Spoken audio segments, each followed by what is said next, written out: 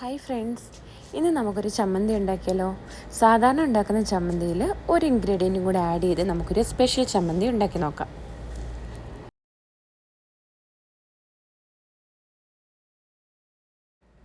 ആദ്യമായിട്ട് ചമ്മന്തിക്ക് ആവശ്യമായ സാധനങ്ങൾ എടുത്തു വെക്കാം.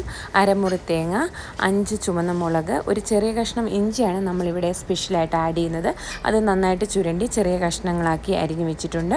അതുപോലെ തന്നെ 5 ചെറിയ ഉള്ളി, ആവശ്യത്തിന് ഉപ്പ്, പിന്നെ ഒരു ചെറിയ കഷ്ണം പുളി. നമുക്കിതെല്ലാം കൂടെ മിക്സിയിൽ നന്നായിട്ടൊന്ന് ചതച്ചെടുക്കാം.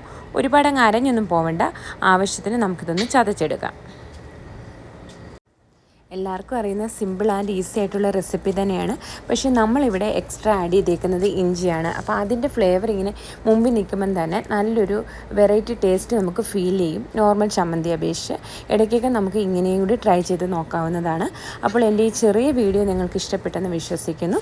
Thank you for watching.